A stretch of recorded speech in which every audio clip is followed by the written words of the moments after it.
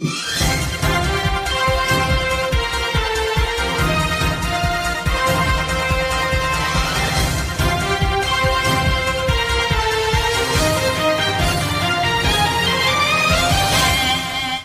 क्षेत्रामध्ये प्रभाग क्रमांक 9चा समावेश झाला असून येथे सार्वजनिक बांधकाम मंत्री शिवेंद्रसिंहराजे भोसले आणि उदयनराजे भोसले यांचे मनोमिलनातील शिलेदार अक्षय जाधव यांना उदयनराजे समर्थक अपक्ष संजय पाटील यांचे आव्हान मिळाले आहे।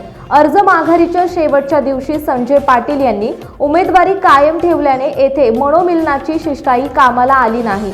त्यामुळे येथे जाधव विरुद्ध पाटील असा जोरदार दुरंगी सामना रंगणार आहे। संपूर्ण शाहूपुरीचे या दुरंगी लढतीकडे लक्ष लागून राहिले आहे। उदयनराजे यांचे समर्थक संजय पाटील हे खासदार उदयनराजे भोसले यांचे कट्टर समर्थक आहेत।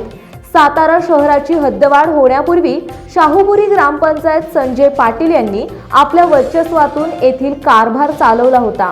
त्यांचे या भागांमध्ये जोरदार नेटवर्क आहे। व्यवसाय निमित्त येणारा वाढता जनसंपर्क, कार्यकर्त्यांची उत्तम जाळे तसेच उत्तम संभाषण कौशल्य यामुळे संजय पाटील यांची पाटीलकी शाहूपुरी ग्रामपंचायतीने पाहिली आहे। अक्षय जाधव बाबाराजे यांचा अत्यंत विश्वासू गोटातला कार्यकर्ता आहे। प्रभाग क्रमांक 9 मध्ये पायाभूत सुविधांची कामे करण्यामध्ये अक्षय जाधव यांनी शिवेंद्रसिंहराजे यांच्याकडे वारंवार पाठपुरावा केला होता। शाहूपुरी आणि सातारा परिसरात उत्तम व्यावसायिक म्हणून जम बसवलेल्या जाधव यांनी शाहूपुरी भागांमध्ये गेल्या वर्षभरापासूनच उमेदवारीच्या दृष्टीने पायाभरणी सुरू केली होती।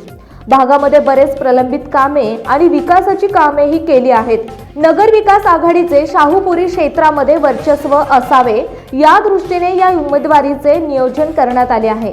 प्रभाग क्रमांक 9 मध्ये कब्रस्तान दफनभूमीचा कोपरा पकडून पश्चिमेकडून रांगोळे कॉलनी, गजानन महाराज मंदिर, शाहूपुरी, जकात नाका येथील कमान तसेच गावठाणाकडे जाणारा मुख्य रस्ता, आयुर्वेद रस, शाळा इत्यादी भागाचा यामध्ये समावेश होतो।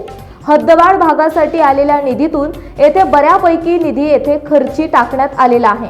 त्यामुळे येथे दोन्ही नेत्यांची कार्यकर्त्यांचा संच आहे। त्यामुळे संपूर्ण सातारा शहराचे प्रभाग क्रमांक 9 मधील या दुरंगी लढतीकडे लक्ष लागून राहिले आहे।